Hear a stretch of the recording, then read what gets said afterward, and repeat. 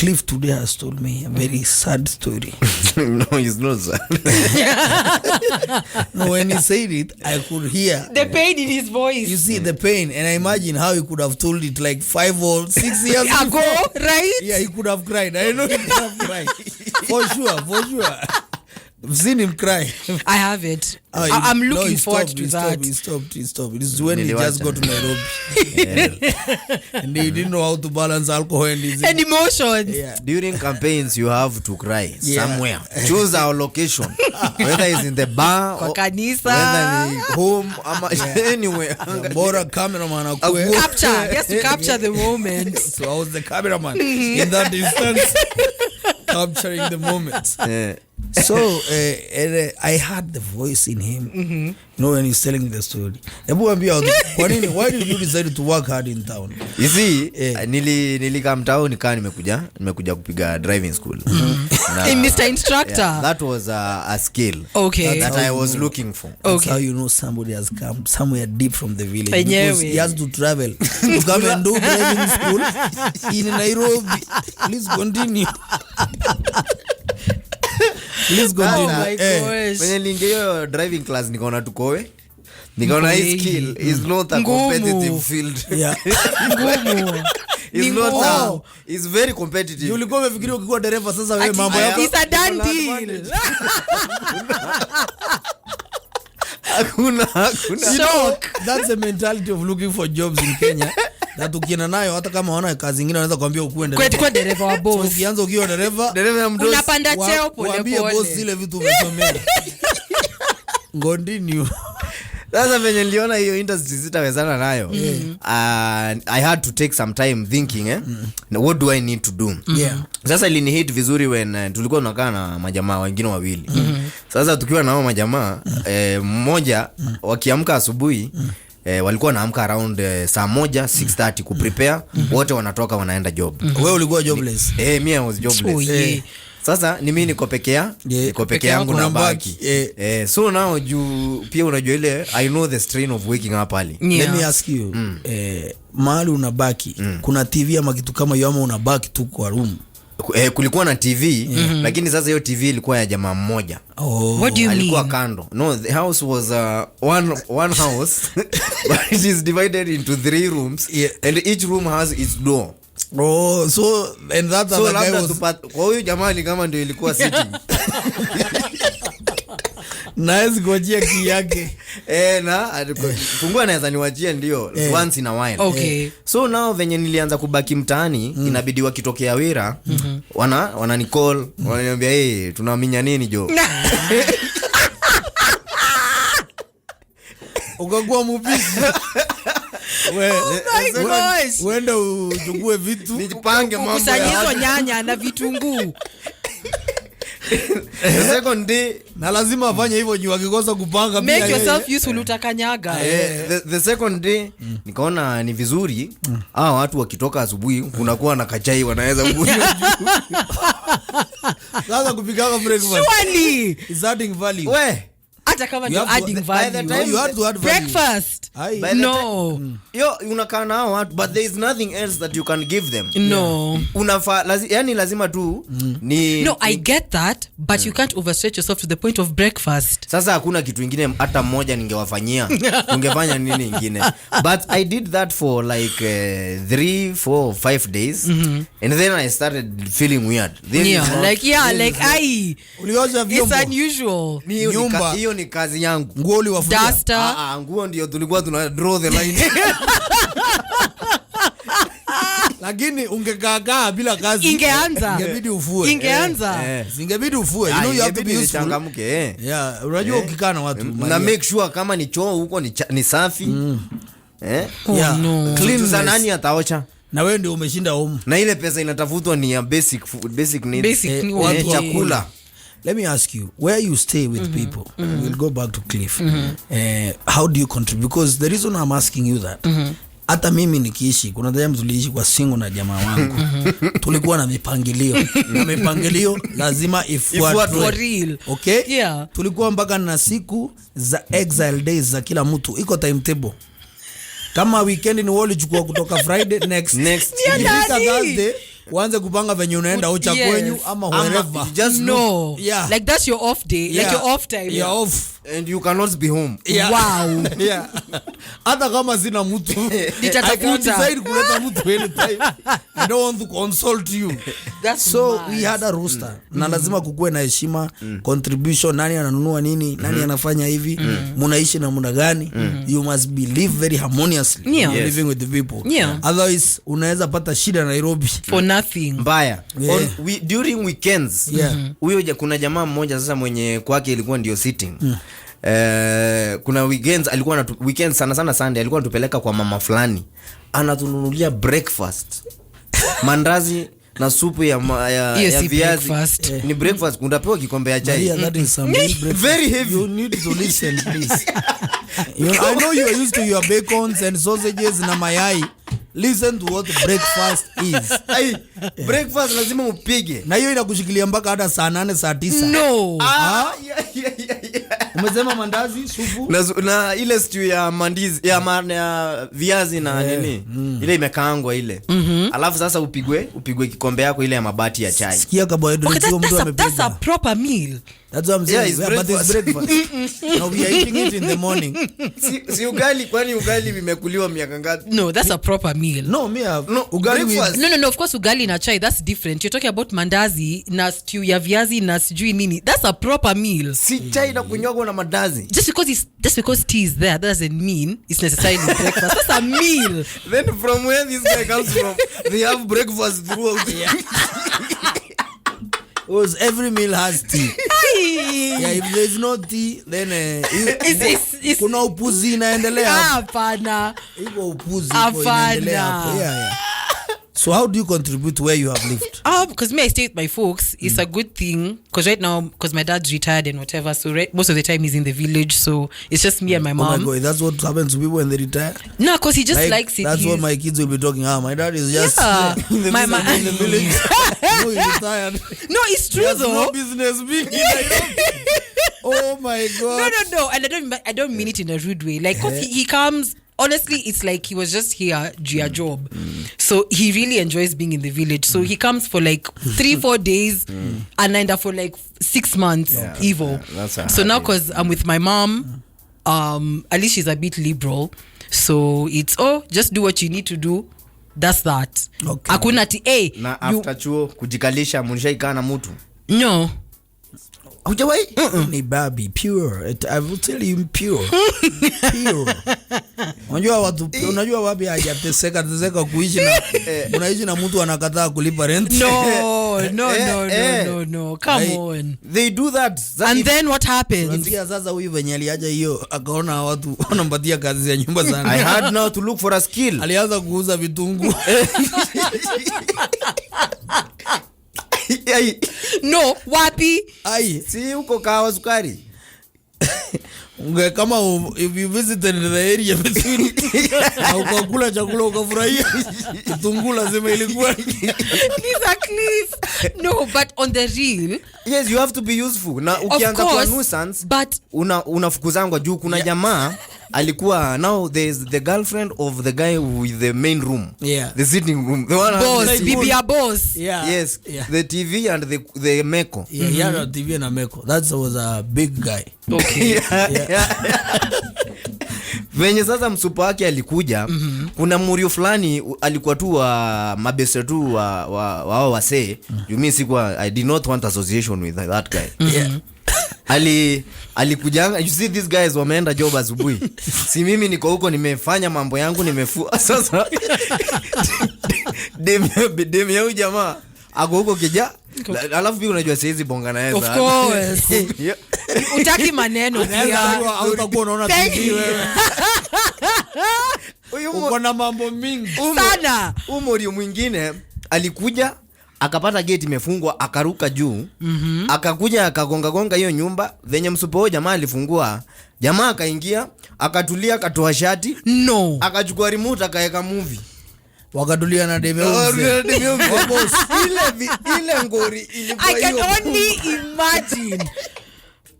hiyo. only imagine. Baadaye Kwanza with the shirt off. No, unajua, Eh, ukifa- That's the worst bit. Hata angekana shati. let me tell you, you see one things of staying with people is you must know who are you living with and what is your value there. Honestly, Huyu lazima ukijiuliza swali unajiuliza nani hapa anasaidiwa, unajiambia ni mimi.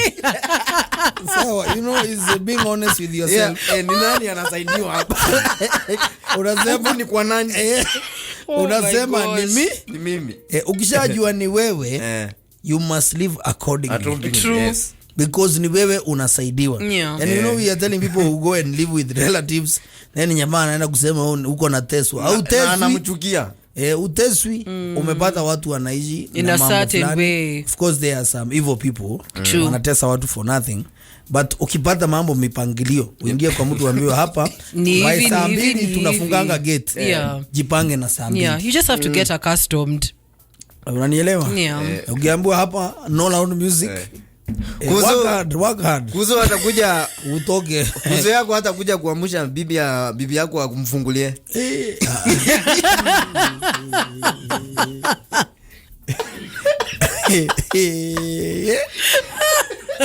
Burudia Holland pulo. Honestly, ati unakuja kuishi kwangu. Alafu sasa wewe unakuja kutuamsha. You're mad. Tukufungulie. You're mad. What is your problem? Those are privileges.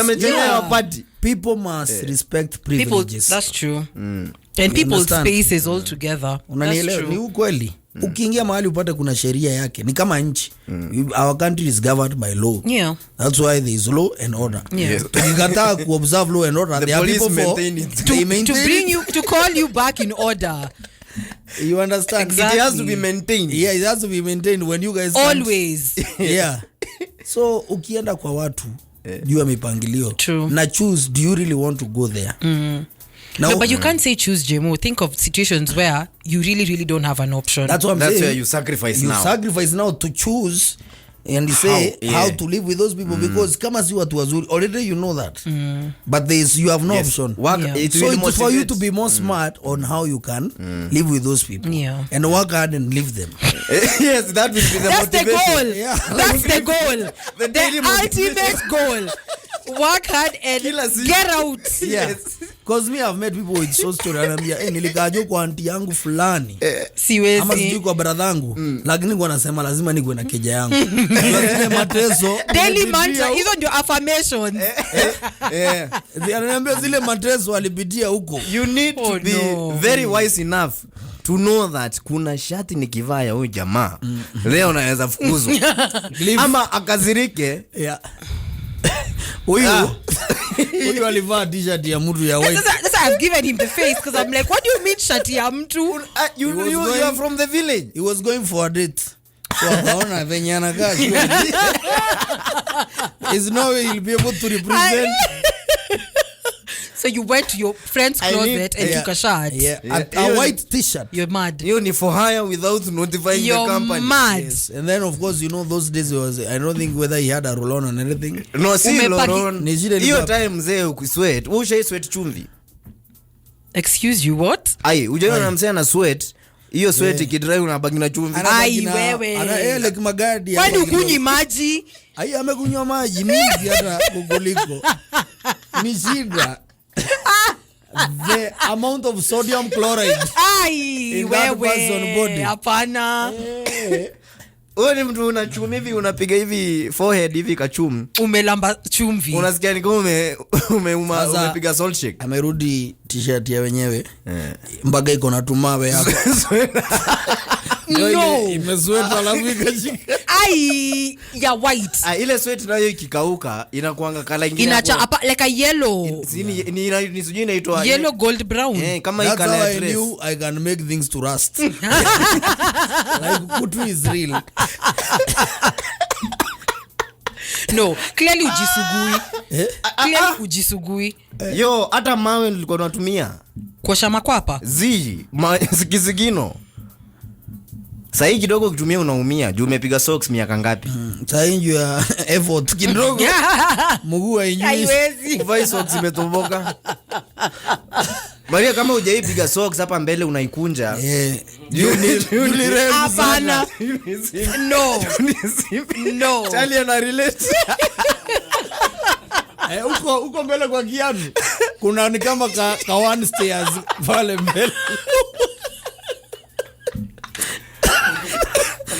By the way, kitambo watu wangeambwa watoe viatu. Watu wao ulikuwa unaona watu wanaogopa. Watu wamekuja basha watoi, wamekanyaga carpet ya watu. Wanasema waje tukanyage kwenda. Because then wanaweza toa uone maajabu. I can't even imagine then how it smells. Don't imagine. Kuna mtu alishai tutembelea na ni kwangu.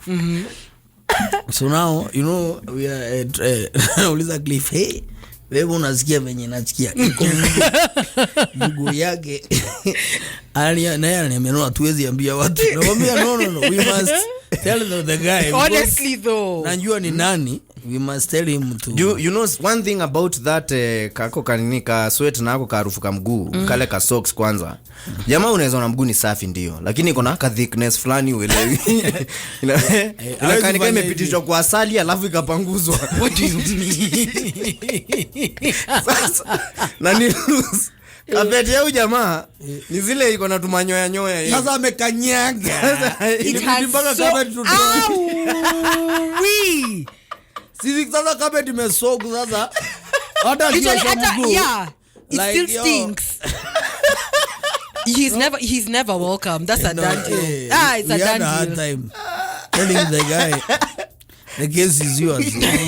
Alafu anatuangalia ni kama si like it's nothing. Ni uongo. Yeah, believe ni miguu zake. Na ni mcool, si ati si mcool. Yeah. No. Yeah, you know there are some dirty cool kids. Apana eka tu. If your feet stink, eka tu whatever baby powder in your feet because iko na cure. Yes. Dude, unanunua ka Johnson. Itabidi.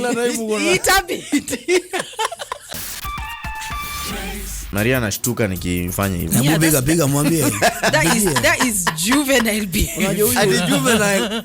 Oh my god. It was no, kwanza the fact that you're just doing it unamuita. Just say his name. Uko ucha, hebu niite bro. Wongo. Ai. Why? Lazima ipige. We learn, my grandfather taught me. Yeah. So alinifunza juu ya mambo mbili. Security in terms of communication. Yeah. Na pia it was a requirement for kuchunga ng'ombe na mbuzi. Yeah. So unaweza zipigia hivyo. You can easily communicate with the cows. So that's an animal's language. Yeah. Yes. Aren't we animals? Yeah, men are dogs. What are mammals? Men are dogs. Yes. That's why you call a dog like that. Yes. And you were created to help the dogs. No. Wow. To guide. No. Help. To guide. Kuna mali ya guidance. God was very clear. I've created a helper. Yeah.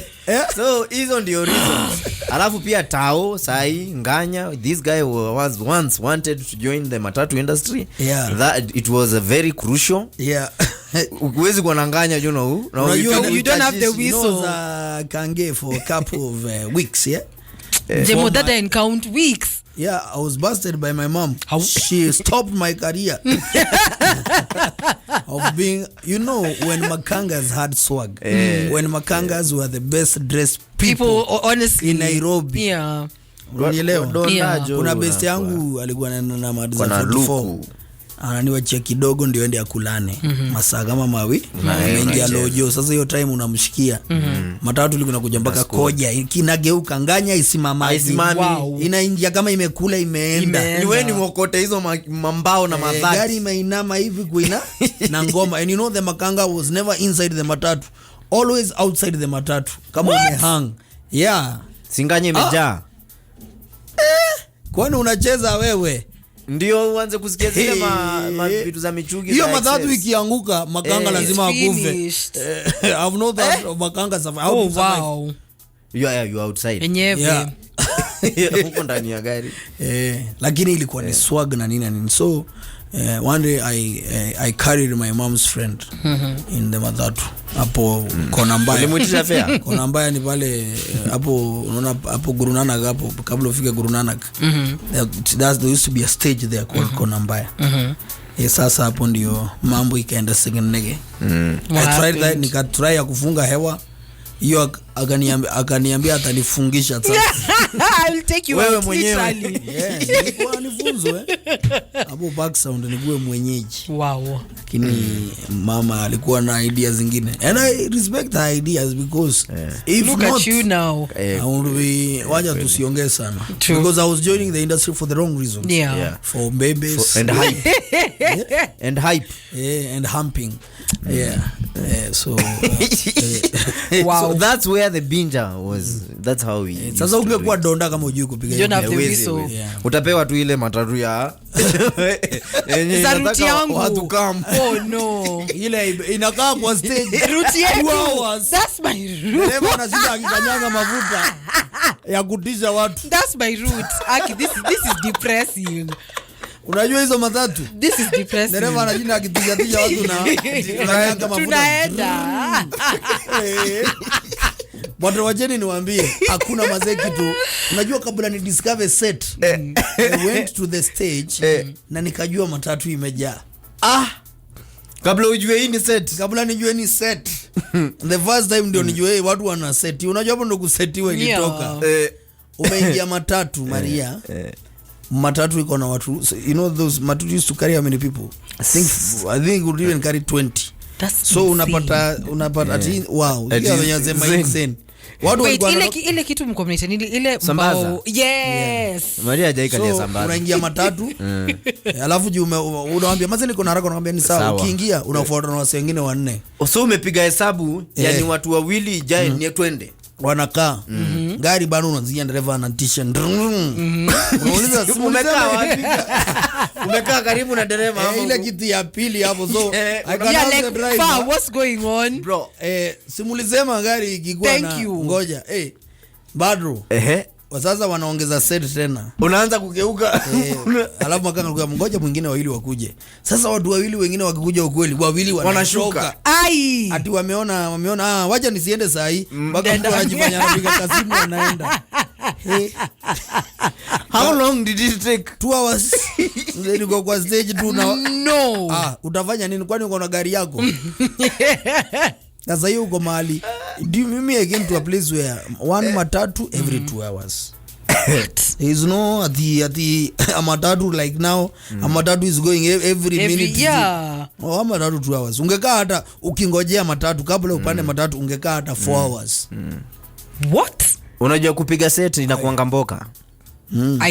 I'm starting to see that these days. Inakuanga unaweza kama ni gari iko na tupesa kidogo utalipwa mbao, kama ni gari imesota zote utapigwa 10 bob mpaka ijae. So kuna mtu upiga set gari kaa 10 ama 15 per day. Wow. Lakini huyo Zani yeye ushinda tu amepiga ametulia tu kwa Mboka safi. Clean hustle. kiulizwa nyumbani unafanyanga nini? Kazi yangu ni kukaa kwa matatu. setting ni mboka. No, but ni safi. Lakini you can't be mad at that. Ndio wengi kuenda kama stage kama ya Githurai hii side ya kwenda Ruiru. Those are the guys now who know who steals on wale mapinchi pickpocketers and what not. Kwa rada sana. Huyu unaweza ibiwa kwambie hold. Na kuletea. Wow. Si anajua industry moja. Ama anaweza kuja kuambia utaibiwa. Ama akwambie shuka tumuende. Ujaisikia watu wakiongea na mtu pale kwa matatu, mtu anapiga simu alafu anajua akisema hello. Ilishaenda na uwezi kimbia. Unajua that's the disadvantage of how those guys. Honestly though, but I've always wondered how do they manage, like dirisha imefungwa.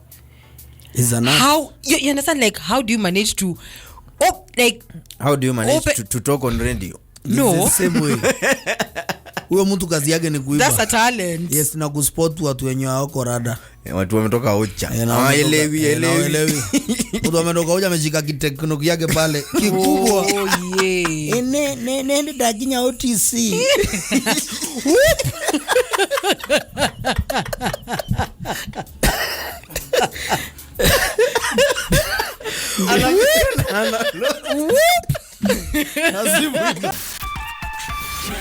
kuna Morio jo pale Eugene nimehurumia sana jo. Unajua nimeangalia picha hiyo jamaa jo nikamhurumia tu. Huo mzee. Huyo mzee jo mwenye daughters confront cheating dad, read out his side chick texts to him, man. And then there's a video that I did not enjoy watching ya maneno mzae jo ametumia hapo. If I was that mzee ingewambia, you know, actually you are doing something very good. Because probably I've never received such a message from people who are probably sitting in this meeting. Honestly. Ukweli, but that was wrong. I have the problem with not them confronting their dad. Exactly. Because that's a domestic thing. Yes. Unjua ni watu wamenjua kuna mtu mwingine anakulwa si mama yao. We have to handle it as a family. For sure. Mzee ana outsource happiness. Why? Especially if the whole house is frustrated, why are you? No. So if there is happiness, someone can outsource. You like could. The trickle down. I'm not advocating, but okay. Tunaweza pelekea mwananchi mwingine maendeleo kama lami ni mingi. Yes. That is a very good point. So my point was, you see, you can confront someone na muongee huko whatever. But they had an intention of recording their dad. To humiliate him. So that maybe we even have evidence. You know, people have that nonsense of in case kesho tukuulize, we have. I'm like, tuone vile atasema. Yeah. And my thinking is probably someone sent someone to tell you, even have confronted dad, please ona venye tumemwambia, and someone and then broken telephone, it's on the internet. So whatever they were looking for has happened. True. Because it was breaking the family. I don't think that mzee after that popularity atakaa mahali kwingi sana. But not even that, you know, it just brings me to wonder, as in, first of all, as a family, I feel like that situation is such an intimate situation. Yeah. Why would the first instinct in your mind be record, pick up the phone and record a video? And also, what are you doing with your dad's phone? Why are you reading the messages? No. Okay, let's think about it. What are messages? Let's first discuss what are messages. Oh my gosh, Queen Elizabeth, tell us. SMS. What is a message that is not sent to you and you was sent to me? Classified. Why would someone else want to read my message and the broadcast actually to other people? Jemo, think about it. It could be two ways. Like right now we're in an era where kids, you know, wataulizia simu yako, wanataka, you know, to watch YouTube, whatever. So imagine the event where you've given your child your phone and these days they're smart. They even know how to slide your messages up and whatever. Okay, by mistake, afungue. There is no mistake in opening messages in any phone. Hata ukinunua simu, surely. It happened. How would you accidentally open a message? There is no way.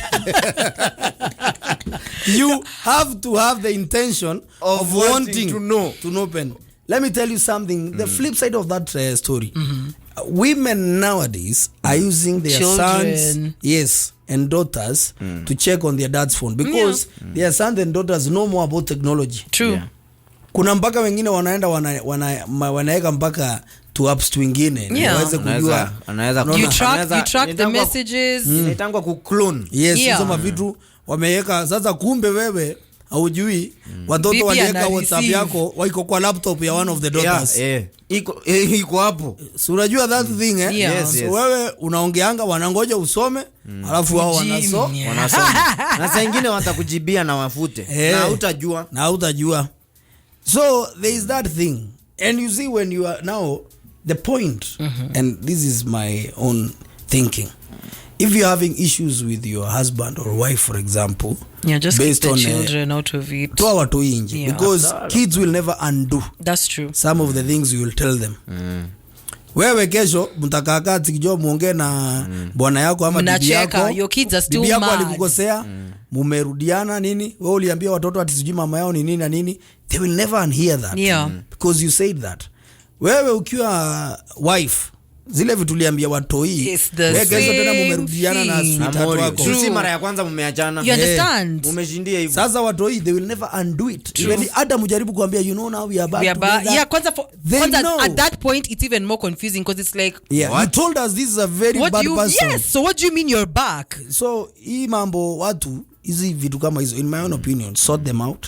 If they are not, kama hamtaweza kusort, you can go separate your ways. Keep think about your kids. In my own opinion, I agree, but even especially in this event, I will honestly blame the mother.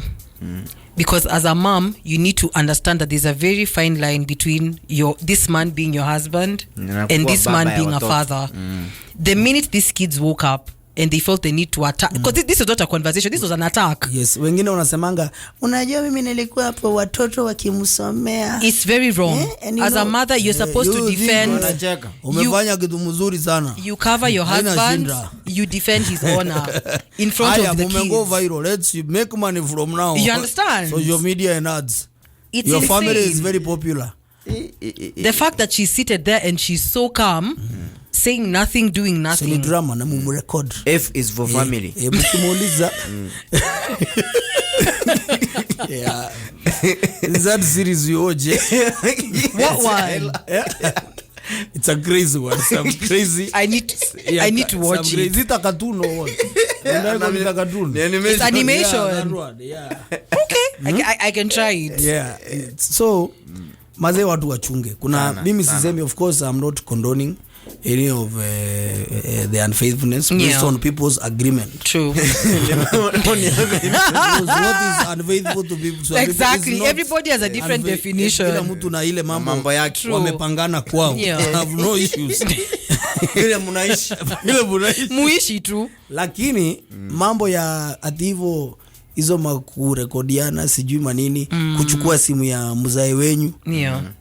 Because I'm so shocked. Unataka kusoma message muambie mama yenyu ati mzae anakula mtu mwingine and you think it's funny. No, is this you have discovered your dad is sleeping with, and you now want to tell your mother, wow mom, me as the DCI, you know, I'm the one who replaced Kenoti.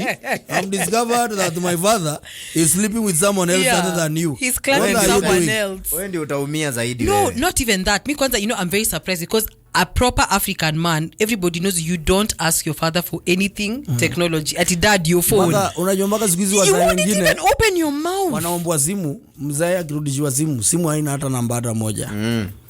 Lakini mzae kama yeye ni mzae na unajua anaambiwa ati sijui nilikuwa nacheza sijui kumbe walikuwa wanataka kumumaliza database. Hajui kulikava. Anaenda Murera kwa cyber. Anaambiwa labda iende Nairobi. No, somewhere in the village.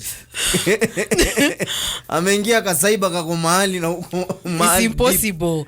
No, but that's what I'm really wondering.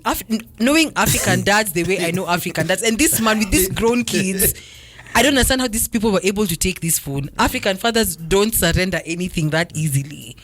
No, they no. Apart from no. You see now. Hapo unajua kesi kubwa ni sababu huo mzee kidogo, unajua utapata mzee ako na mambo yake. Kwanza kuna mahali kidogo hatasimama. Hata he has to recover. Then even the wife, you might think you're doing something and then it turn against you. Even those kids, see, there's some kids there, people know about them. True. So you guys went viral as a family because your dad was eating outside. It's a stigma. Everyone will carry it. Don't think that it's just your dad at the who carries it. Because it's all of you. Nayo munge confront mzee wenyu and leave it at that na mufanye mambo alafu mu decide without anyone knowing. Very true. All such things. You know, I have an escapade with my dad's phone. Shock me. Inani shock mbaya. Kwa sababu I was in class 6 and there is this chick that I used to like.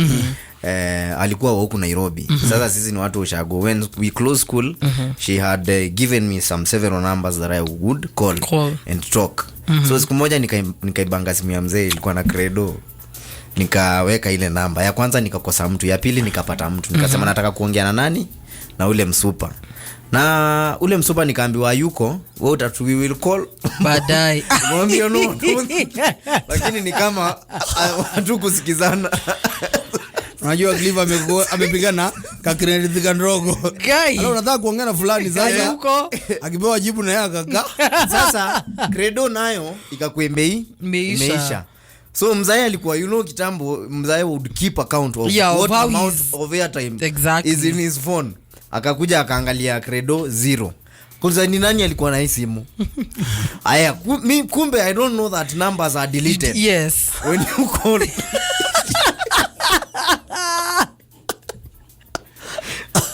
na umetulia hapo umekula gedhugu utaki kusema kitu. Nikasikia anasema namba hata ndio hii nimepata. Kuna namba ilikuwa imepigwa ama nikupiga. namba kupigwa ikalia, ni mama akaongea, wakaongea na huyo mama. Sasa ngori kaanza kukua, hii simu ni nani? Madhe anauliza, anasema si mama ni nani? Maya mzae na yeye anauliza huyo mama ni nani? Sasa mzae wako umeingiza mzae wako kwa ngori. Hata ajui. Hata kuna mama wanaongea na yeye. Oh my God. Did you come out clean to say it was you? Never. What? Ujuli. Ulijua mali ngori imefika. Well, you just confessed today. Ukitokea utamalizwa. Kila mtu akufe peke yake. So now, oh my God, I was surviving with lakini sasa kulikuwa na dem fulani. Si labda ulitoa ngori, ulifanya kugona ngori. Hapana, ngori ya kukwa juu hiyo namba mzae uliziulizia kama wiki 2-3. Sasa ngori hiyo ni kujaribu kujisanitize. Hiyo mama honest. Sina story. Kuna mtu fulani walikuwa na do job hapo mtaani hapo kwetu. Tukatoanga ruma nikasemanga nilikuwa nimesikia akiongea na mtu wa home na ni kama anataka kuacha kazi. Sasa kesi ikakua. Yani ulitoa propaganda wewe. Can you imagine? So maybe somebody lost his job. No, they were okay. Yeah. It was just a rumor that she wanted to leave. So akauliza, unataka kuacha kazi? Akasema hapana. Waje nikwambie. Sijawahi kuja tena. Mambo ya simu, first of all, it's a private gadget. Honestly. True. Unaona? Unaweza enda kuangalia simu ya mzee. Ubade hata huyo mtu unatafuta ni best yako. True. Utaanzia wapi? That's true. Ubade ni ama ni ex. Ama ni ex wako. Yaani uende upate ni mambo mingi. So for me, watu wachane tu, achane. Simu za wazazi. Simu ni kama zuruali. Juu niulize hao wasichana. Wangepata mama na sosiwa. Exactly. Would it have been the same situation? By the way, wangeuliza mama, by the way mbona mse mwingine anakusosi? One mpoa kuliko mzae. Sawa. Okay. Mzae anajua hivi ama honestly I doubt it would have gone that way. Yeah, they wouldn't. Yes, but sasa ni ngangang. Ni ile kuungana kifamilia. Let's go face that person. You know it never works. Honestly, never. Interventions, forget it. Mungu ampatie nguvu. Forget it. Mungu ampatie, msaidie kabisa. Asimame na yeye. You know, I'm all about people making the money and getting the money in every way. Yeah. Every way? Yeah, sibagui. Okay. Everywhere and anyway, get your money. Pesa ijaandikwa mahali You understand? Get your money. But I feel like when it gets to a point where people are actually starting to question your sanity, yeah. But you are still getting money. I don't care.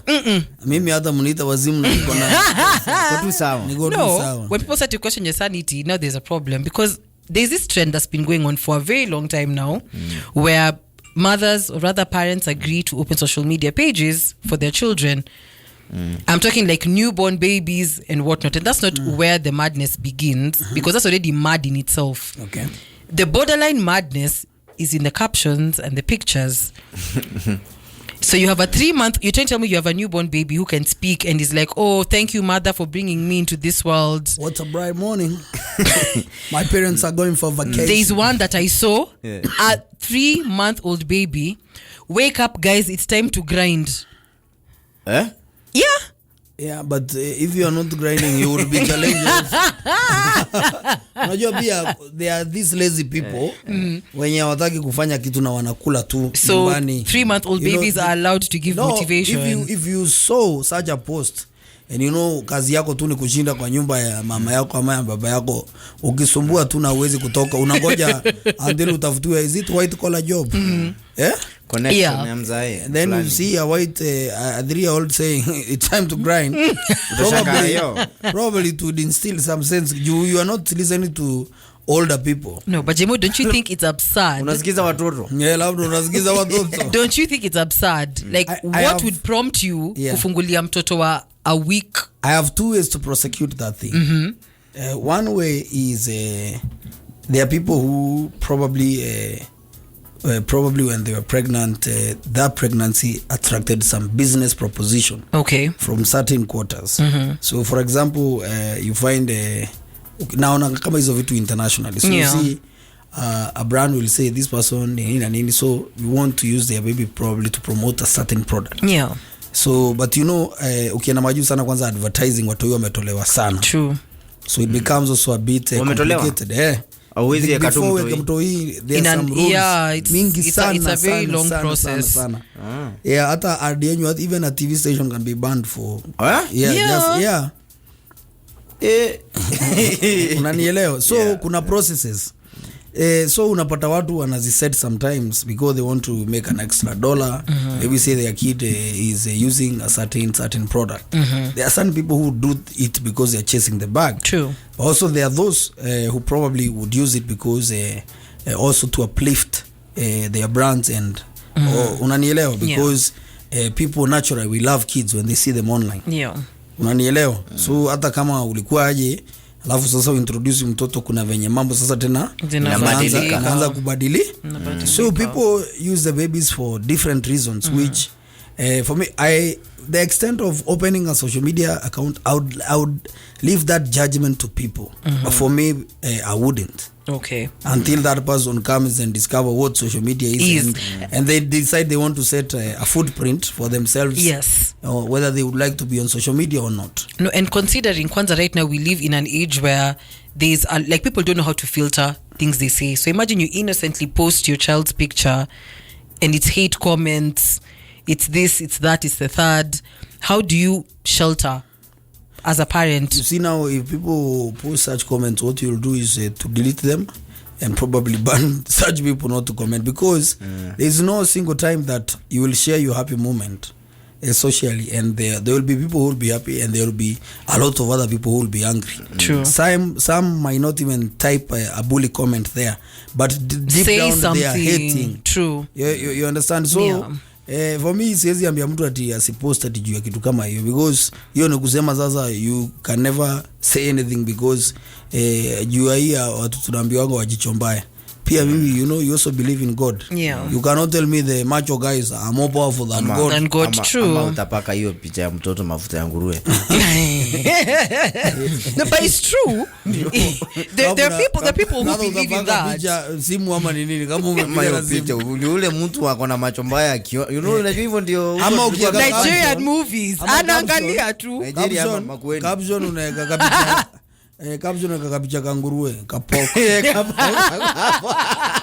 So mtu wako na mambo yake labda nguruwe iko anapatana na nguruwe. Nguruwe is there for you we beat you to it. Yeah. Oh my goodness. Because for example I have a son. So I would probably be doing a small activity or a video where I'm playing with him, and probably I feel this is some good content I want to share innocently. Yeah. You understand? So but sitaweka ati kwa page yake nisema I was playing with dad. Dad is so cool. Dad, you're the best at kicking football. What? I'm saying that's a mad level of insanity. My dad is the best. Yeah. Love you, daddy, and then you in the comments, love you too, son. No, if you want him to say that. You type then you reply immediately to yourself. Yeah, now that's some level of madness and craziness. But sasa mimi sijafika hiyo. Me I'm just saying I can share an innocent playful moment. Yes. With him, you understand? Yeah. Mi account nimeshaijifungulia ni ya Instagram na Twitter na LinkedIn. Facebook nilifunguliwa. Sio mzae. Don't get it twisted. Just to be sure. I was in high school. Just to be sure. I was in high school and we were not computer literate. So when we started hearing about Facebook nini kuna jamaa alikuwa Machagos. What is his name? Anaitwa Clinton. We need to look for is this a my friend? Yeah, no, not that one. Another one. Clinton ndo alifungulia account ya Facebook. Na nikampatia jina yangu yenye ataandika. What was the name? I'm very curious to know, what was your first Facebook name? Cliff Klein. Oh God. Oh my God.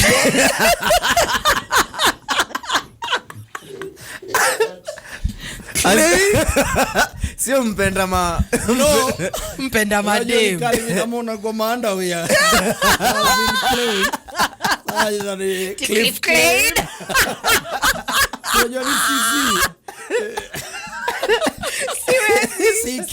siwezi. Oh my God. Siwezi. Nilifungulia akaniwekea picha hapo. Picha gani? Lil Wayne. Hapana, hakuweka Lil Wayne. Kuna kitu aliweka. Ilikuwa tu drawing hivi. Okay. Alafu akaniwekea hobbies. Niwekea Oh my gosh, Cliff. This is we're talking 2011. Hobbies. Who That means you were like what? Let's do the math. That's probably 14, 15. Why do you have hobbies? Like you Sikuna hobbies unaandika hapo. Enyewe your computer illiteracy is showing. Ujaingia hizo zavutu unaona Joseph Njoroge hometown Canada lives in USA school of hard knocks. You're like amutu alikuwa anaandika ile kitu juu lazima pia university uweke. The university you have gone to. Yeah, you know it was these guys were in Harvard when they were creating hawakuwa na mambo ya watu. Wani kitu ya watu wa university. Hawakuwa na mambo ya watu wengine huko. So lazima uweke university. No, but I'm still on hobbies. Why? Si kuna unaandika pale kwa description, swimming, reading books. Cliff, you know you didn't have to really fill in your hobbies, right? Tuliweka tu. Siko hapo ijazwe. Hiyo watu ya watu. Hata unajua Clifton siku hizi ni mbamba ya watu. Hata kama alifungua Mr. Cliff Klein. I will not undo Klein. Honestly. Naanza kuda Klein. So you know, for me I feel it's the decision of people for whatever reason, but please you see we can always see nonsense. True. Lock your sanity somewhere. Nowadays Kenyans are also smart, so they can see that one, that is BS right there. Kuna watu wanafanya juu ya nini na nini, so for me niko kwa ile daraja ya I can't judge yet. Yeah. No, me I'm definitely judging. If it's for the money, I can do call it. out, yes, but I can call out a few things. Sasa hizo zingine kidogo ndio. Yeah. I'm with you on that one. Mtoto akue ready kuingia online. Amue nataka. But I saw a story of this girl who's suing the parents. Yeah. Where? Definitely abroad. You can't try that nonsense in Africa. Kenya kidogo. Adiana kufanyia nini? Yeah, was suing the parents because she felt like she was exposed to social media at a very early age. The tribe is showing, but yes, so she was exposed at a very early age, and she feels like she missed on a proper childhood because like anywhere she'd go, people would recognize her, people would notice her, and she's like, it ripped her off of a normal childhood. And so she was suing. She's from of course a rich family. I don't even think so, but she's just suing. Why would you sue your poor parents? What would you get? What would be the damages? Where have you gotten the term sue? Ukwefunzo kwa wengine. Alafu wazazi wako wafungwe then. Si ndio wewe ni funzo kwa wengine. No. I think those are some of the, unajua kuna tabia kidogo ukisikia unajua mtu ametoka wapi. Yeah, privileged family for sure. Na unajua venye familia yao iko ndio maana ako na hiyo roho ya kufanya vitu kama hiyo kuzuu. Tunajua in the village you used to try it, but now differently. Unaweza kosewa na mtu kama shosho ama kukaa ama mzee ama madhe, unaenda kumsema kwa huyo mwingine. Ukifika ukienda kusema ati nani ati amekukosea, huyo sasa ndio atakukosea, akupige na akurudisha kwa ule ulikuwa umesema wakupige pamoja sasa. Unaenda kusema mzazi aje. That's insane. Unasema mzazi kwa nani? Unapigwa unatulia. Unaambiwa unakuwa unapigwa mpaka mtu anatembea kwenye akuza, kwani umepigwa? Haongei. Unasema hapana. Ukisema story nyingine. After mgeni tena aende tena mnaanza kesi nyingine. Unajua sisi you know you town people hamujui kitu yati mgeni akitembea unafaa utoke kwa nyumba. We do. Mnaenda wapi? African parents just give you ile usoya nje kucheza, go to your room. Okay, so unaanza wewe unajua room sasa. What are you doing? He's in his room. No. Which either you go to your room, go outside. In the bedroom, there is something suspicious you are doing there. Adini mchana na unaenda bedroom. There must be wewe yuko na ukora kitu. No way. what are you going to do? Niende kwa shamba ama uende mahali ukatembea. Na utoke ucheze na usikue mbali sana. In case they need you for something. Ukaitwa, unajua mimi maisha yangu sijazoea kuitwa mara mbili. Kweli. Adenido Moirani. Mara moja unafaa kuwa umeisikia. Hata kabla malize umefika. Ukiulizwa na kuita kama uitiki another issue. Na ingine zingine hata ni instinct. Utauliza nimeitwa? Unaweza hata jipeleka. Umeniita. Nakwambia hapana. That's true. Yeah, because you know what issues before it goes left. Yeah, you know how issues are handled in that house. But for me, I feel that discipline, the rule of law is very important in households. True. Yeah, people should not just live the way they want. I agree. Ndio kuwe na amani. No, actually if there is unasikianga kila mtu akikuja with their own set of laws, then it resorts to something called anarchy. Yeah, that's anarchy. Yes. Kila mtu anafanya anataka. And of course, you know, there is no way ati ile kitu Clifford ataka na wewe na huyu ati zote zitakuja pamoja. It's impossible. It will be chaos. Yeah. Even in this studio we said kila mtu sasa story yake. It's chaotic. It will be crazy. Charlie naye eka mziki yako, let's do it. Yeah. So that's togetherness and love should be the spirit. That's true. Yeah. Niko na habari za kimataifa. This is what we call a developing story. Unanielewa? Do you know what is a developing story? Yeah. What is a developing story? Like there's not much information about it, but No. Is it? No, there can be a lot of information, but it's still developing. Yeah, see, but like bado inaendelea. Ndio hiyo sasa, but there is information about it. Could be a lot, could be little. Mahali Jose alikuwa mebleki, kulikuwa na dem kwa hiyo room. There is a developing story. Dem gani? Hatujui bado. Reports are reaching our desk indicates that the woman in Jose's room actually was from Juja. What? Alikuwa amekuja na nani? Juja anafanyaga nini? Developing story. Now you understand. I get you. Good. Sasa, this is research. It is saying that most Kenyan men are avoiding marriage. This is a study. I think I need to read some few numbers and statistics. Yes. Unasema about half of Kenyan men are increasingly reaching old age without ever tying the knot in their lifetime, indicates a report launched on November 2022 by the Kenya National Bureau of Statistics. Unajua hata mimi kidogo watu wetu waliona ni kama niko na mipango kama hiyo. Yo, there is my uncle who now started telling me, hey, wewe sasa what's your plan? What's your life plan? Akaona simu zikizi, akaambia nyanya yangu weka effort. Wanaweka effort. Ukitembelea mtu unasikia venye anaongea, unajua si anaongea, huyu ni kutumwa. You're channeling messages. Yeah? Unanielewa? Mpaka ile wakati nilitaka kufanya hiyo kitu. But according to the report, inasema the number of men who are aging without ever settling down is higher compared to spinsters in the country.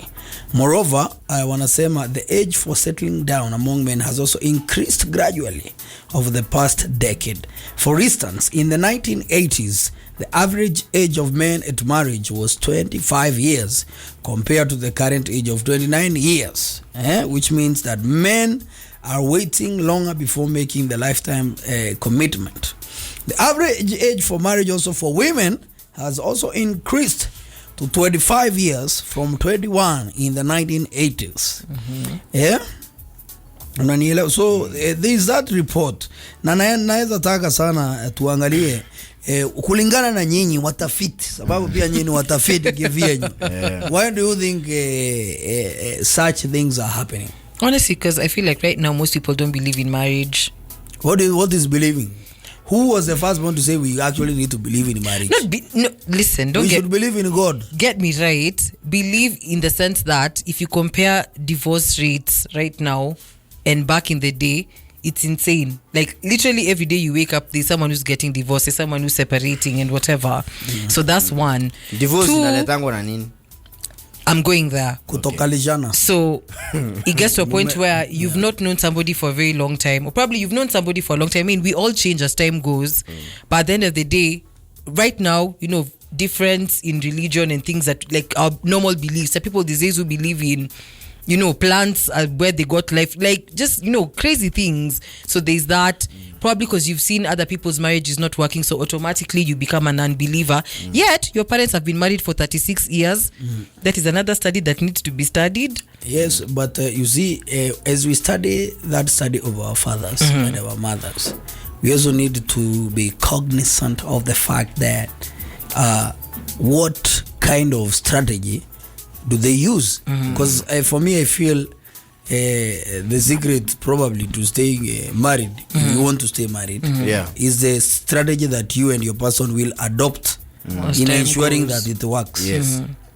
And that, and what do you mean by that? And that model has to be personal. Ni kama Coca-Cola. You see, Penjawai peana. JPN ama KFC recipe. The 11 herbs. Unanielewa? Yeah. Because there is no way. Yeah. Very few things you can borrow from people. True. Yes. And I'm speaking probably with very little information, but the little I know, I would say kila mtu wakuwe na strategy yao. Yeah. Hakuna, there is no template. Si kuona Jemo anaweka ndimu kwa samaki yake alafu mimi nakuja kuweka kwangu. Yes. Na labda hivyo ndio wanafanyanga na mtu yake. No, ni ritual. Labda ni ritual. Get real. No, I'm saying maybe hata ni ritual wanafanyanga. Hizo divorce. Yeah. Zimekuja sana venye mtandao imekaa. Yeah. Jua watu wa kitambo si walikuwa wanao. Yeah. Yes. The most you could gather data ni kwa kijiji bas. Na mkitembea. Saa hii mambo iko nje. Honestly, everyone is a relationship coach, relationship therapist. It's true. Unaona mtu anajiita life coach 25 years old. What life are you coaching? No, advice but they normally have some really solid points. No, there. no. Stop that nonsense. No. Let's be real. At the marriage counselor. Yeah. If you found a professor of 22 years old teaching you political science or economics, would you study in that class? Yes, I would. No. If any, first of all, I'd be intrigued. By what? You would listen to the professor and I honestly understand would. That is some theory. Yes. I would honestly listen. Unajua kama Yesu angesema yeye ni mtoto wa Mungu, no one would have listened to him. Lazima angeweka hii mambo reference. Natoa hapa. Na hata story yake venye aliletwa ilikuja na kipindi. That's true. Kipindi hatari, watu wakajua ni kubaya. So where's the professor bwana? There is no track record. Counselor. No, but how many marriages have you been into? No. And not also, even that. Being a pastor does not make you a marriage counselor. Okay, that's true. No, let's first agree on that's that. True. That's true. So that some pastors can stop calling themselves marriage. What are you advising people? True. Mambo yako deal na. Mbinguni. Yeah. No, Ingine usijifanye wewe ni expert. Jemo, Cliff, if we're being real, I feel like right now, compared to old times, it's like people had a different resilience to life situations compared to now. Right now, one small thing, you're very ready. They respect. Do you know what happened? In my own opinion, first of all, there was a commitment to the institution. Like if people are married, tumeoana. So now we need to fix. You things. ride it out through the. We need to fix. There is the will to fix. There is a will to fix. Yeah. Then, of course, and I want to go back to that patriarchal society, but I'm talking like in my own understanding of how the best model was working. Neo commitment, and then there was a respect for the vows. Yeah. You understand? That's why very, many very people true. wanted to get married and do the vows. Yeah. The reason why nowadays utaki kuona watu wakitaka kupiga hizo vows is because there's a lot of evidence that hizo vitu watu wanasomanga, they are not keeping them even nusu hata yake. True. So when I said you need a new strategy, for me I say, for example, the day I decide I want now to do that white wedding na nini, vows kidogo tutajiandikia. Mtaedit. Yes. Honestly, I'd want to hear a snippet of what your vows sound like. No. If it's coming with an edit. No, you see, we will edit them. Not edit. What parts we will specifically? No, you see, I will not go with that thing. The one as the pastor. That template. No. I want the template. Please, we have our vows. Kuna vile tunataka tukaanishe. Unaona tumekuwa tukikaa na huyu mtu so by the tuko way. na model. We know what we can what works and what doesn't, and what we know what can make we cannot reach to death. Unanielewa? We know how the riches can be gotten or can be lost. You say, so you cannot commit to someone who's saying in richness and poverty, na wewe umekula pesa ya familia. No, you cannot bring us poverty na tukae na wewe. That's true. That's very true. Na tena huwezi kuniletea pesa ya wizi na tukae na wewe. So even in riches kuna riches zingine zitaondokea. That's true. Sijui kama unanielewa. So that's what I'm saying, like tutaandika zetu ndio tujue we have agreed, we have gone through the documents, we are ready to sign, we are ready to actually keep. Ndio ile mtu ataangusha na mwambia by the way you dropped the ball. True. Yeah, atakuna nini. But these are the ones I feel they are so vague. Okay. Yeah, they are vague and they are subject to interpretation. Yeah, ndio maana madivorce inakuwa mingi hivi. Unakaa na mtu wiki 2-3, inakuwa hii ni mboka. In disease and good health, ulete kaswende, alafu tuko bado pamoja. No. You see? That's why I'm saying we have to lazima tuzipange zingiane na mambo yetu. I get you. Because as Cliff was saying, technology and our exposure to a lot of things happening in the world. Yes, it has made the world a better place, but it also destroyed some institutions. True. Sana. You understand? Yeah. And that's why watu wanaona. Yeah. So tunakuja kwenyu kutembea. Mimi naona sijui bwanako anafanya nini. Ama akikuita unaenda ama sijui nini. But you guys are good with it. That's what you have set your thing to work. Then that's not how me and my wife we communicate. True. Tukienda nyumbani naanza sasa kuintroduce ile kitu niliona jamaa wako akifanya. Kitu cool. Ndio? Unanielewa? Ama tunaenda na bibi yangu kwa Cliff, anaona sijui Cliff amenunulia nini bibi yake. It becomes a situation. Sasa wewe tena ni nini, mbona pia mimi kwanza hiki tu ya mabibi kunanunua magari. Inaleta mapressure sana kwa nyumba za watu. True. Labda mimi niko na couple, mimi nafanyanga mavitu kwa mtandao, naonyesha watu venye marriage inafanya kazi and how this is a young, energetic, loving and good couple. My cousin who is in the village decides to copy that guy or me. And it goes left. Ako huko wote. Anaamua waje nianze kufanya hii mambo na huyu mtu. And it doesn't work. Anachanganyikiwa kwa nini, yani huyu jamani blind. That's true. Juu aliona tu. Aliona. So that's marriage ya wiki 2-3 miezi. Mtoto ndio huyo amekuja, divorce. Sasa no, but there's a part of the study that actually caught my attention. Wakisema that even in rural areas the ladies don't want to get married anymore. Nobody want to suffer. Because if you get, let me assure you, if you get in a wrong setting, you will suffer. That's messed up. That's true. No separation is guaranteed. Because kama hamupatani kidogo, wewe na ile ngoma born to suffer. One side. Can you imagine going sasa kama zaidi tunatoka kazini, then you are going somewhere that you not be enjoy being there. That's true. Unaenda hapo because hauna mahali nyingine unaweza kuenda. Facts. Utashinda hata wera jo una doza mbaya.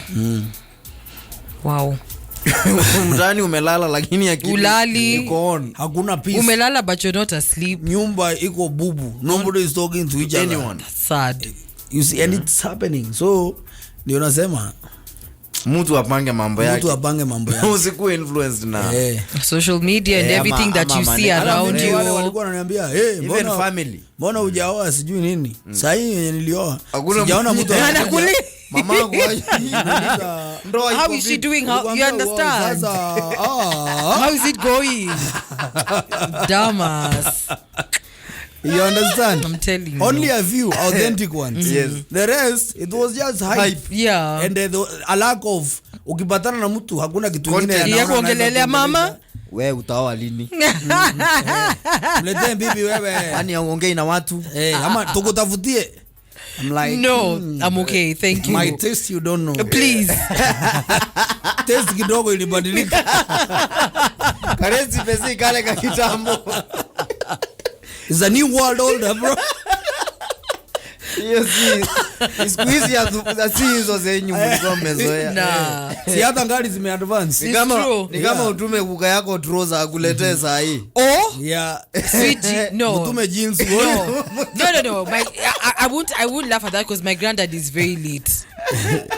Lakini ame keep lit. up na technology. He's late. Si ndio? So that's why he knows where to go pick what you need. True. So tuangalie musema age it should not push you just to settle for anything that you have found.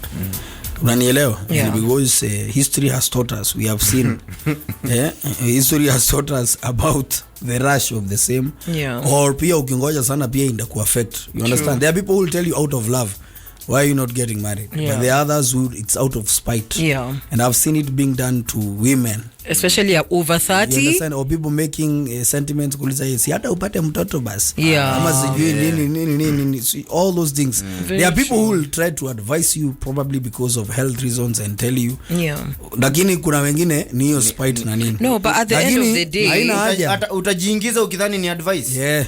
No, but at the end of the day, I believe everybody has their life plan. Hata wengine wanaanza kukutafutia mtu. Oyazia mtu ati tumeitwa sijui kecha wapi ama sijui umeitwa wapi. So that you are paired with somebody. Aongea na huyo. Oh my God, do you know I have a pastor who actually did that one time to you? Yeah. Wow. Alikuwa ameona unahitaji ku and that's what surprised me, because it's not like we've ever had a conversation about that, like, you know, like relationships and whatever. So this random day alinipigia, he's like, oh hey, how are you? I'm like, I'm fine. He's like, oh, I've really been wondering how I was going to call you and start this conversation. I'm like, well, you have my attention now, what's up?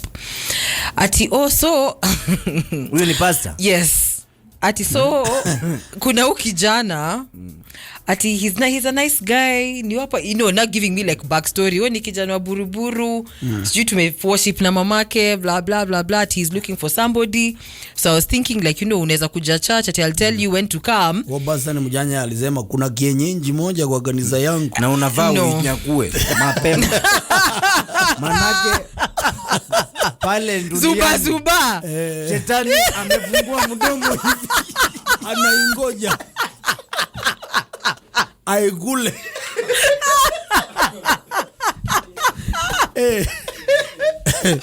Yeah, so he's like, oh, Ati, I'll let you know a day that you can come. So let me know what day works with you over the week, so I can plan also with this guy, so you can come. Was the meeting in church or where? Yes. Ndio mwanze kwanza na endorsement. Starting with the Lord. Yeah. So I just found that call very weird. So Did he was you like, meet? no, I absolutely didn't go. Yeah. Or you didn't want yourself to be, I was hooked out by a pastor. Not even that. I believe in just meeting people in authentic ways. Yes. Let the man do the hunting. Una imagine umeingia church, ati pastor. Imagine he's seated there and it's like, oh, okay, sasa huyu ndio ule nilikuwa nakuwa. Mr. Who? Mr. Joe. Never. Ama anaitwa nani? Ule jamaa alifanya kazi miaka 7 anaitwa nani ule? Ule mnakanyimo baro. Jacob. Ni Jacob. Jacob alipewa. It's Jacob. He wanted Rachel, but he was given Leah instead. Then worked another 14 years and got Rachel. They could not see eye to eye with them. Alipewa kitu imutaki. He wanted Rachel. Macho yake she could see left and right at the same time. Oh, okay. She was always seeing someone on the side. Yes. No problem. I understand what you guys mean with that. Yeah. Sasa nikuulize, sasa unaiona sasa hizo mahookups, hizo ma recommendations, I hate them. Me too. Me too so much.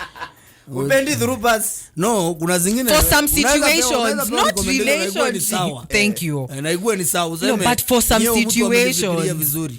But you'll also see what the situation. Exactly. Wewe leta mimi niongee nayo. Yes. Utaki kuambiwa funga. Abana. Wewe bring it in the right environment. Exactly. Mimi sasa ndio kanyaga. Exactly. Mchezaji lazima atambuliwe. Simple. Si ndio? Though arranged saa nyingine pia work. Mimi and also I think watu pia wame miss purpose. Purpose in terms of why do you want to be in a marriage? Yeah. Why do you want to be in a relationship? In a long-term relationship. Very true. Na kama hauko clear ni kwa nini chorea? Yeah. Because you you see you are going to nika umekuja kufanya kazi and you have no interest. True. You must have interest in the work that you do. Yeah. Sini ukweli. That's true. Lazima uwe na purpose ujue hii mboka napiga ndio. Yeah. Kama hakuna ndio. What's the end goal? Yeah, leave it alone. Because either utafutwa mboka ama utamesukiwa kwa mboka. True. Because you've no purpose. Yeah. Na ndio maana mimi I did not consider I don't consider employing immediately. Join me as an intern. Let the company Watch how the company is run. atuandiki mtu ati siku moja tufutane. Wacha ni siku moja ni realize hey, you're a hard worker. Tuendelee. Tumekuwa naye miaka ngapi? Ai, nambaro ni class. No, this person should be a manager. Huyu anafaa kuwa ndio mweka hazina. Running the business. Yeah. Hajawahi hata iba. What are disciplinary cases zake ni gani? Zero. Hai, hajawahi chelewa hata kazi. Hai. Kwa hivyo amejitolea kabisa. You are due for promotion. Yeah. It's a very good model. I agree. No, because unajua when someone start as intern nini hata kuna wakati unaweza ambia intern kesho usikuje kazi. Hapana. Nitakupigia simu. Don't call us. Then unakaka. We'll call you. Unaona this intern was very useful. They are very willing to continue. Unaambia HR, can you call them back? Mwambie akuje siku fulani. Anytime. Even for chicks. Please, waja mtu grow in the company. Yes. Yeah. Don't force employment. Ati I have to work for you. No. At you are very sharp, you are a genius. No. Waja tuone genius. Akifanya kazi. Prove yourself. Ni kama director anavuta jamaa amekuja kuapply kazi ama jamaa amepita anamwambia please work for us. No, na watu wengi wanafanya hivyo. Ama unaambia mtu kidogo, this one unamweka yeye ndio unamuingiza managing director, unamuingiza kwa board, unamuingiza kwa bank, nini kila makali. True. Alafu tena unaanza kwa blanda. Yes. True. Ataboeka na hiyo kampuni one time. You know, first of all, unajua unafaa kujua mahali unataka kwenda. What will be the challenges? Yeah. You need to identify them before you. Most people discover even challenges within their in-laws when they are inside, deep inside. Like it's too late. Okay, almost too late. Like there's nothing that you can do about it. Yeah. You know, you need to know what are those what people kind of people you're dealing with. That's wanakuanga namna gani? Are they good people? Yeah. Because there are some people who are not good. Pia mtu akuja one watu wenyu ni watu wazuri. Ama so that you can make when you are making that decision like I think it's sober judgment. Niko clear. Clear. Lakini watu wengi waanza kudiscover huko sasa kutoka ni balanda nini. Inafika mahali unasema kama mbaya. Acha iende vile kutaenda. Unaona watu hata kuongeleshana inakuwa ngumu. It's true. Nani mama ama nani inaitwaje? The opposite of mama is which one? The opposite of mama. People who call their wives mama. Mama anamuitanga aje? Daddy. Ati daddy. What do you mean? Daddy. Bwana. Daddy. Husband. Daddy. Ndio.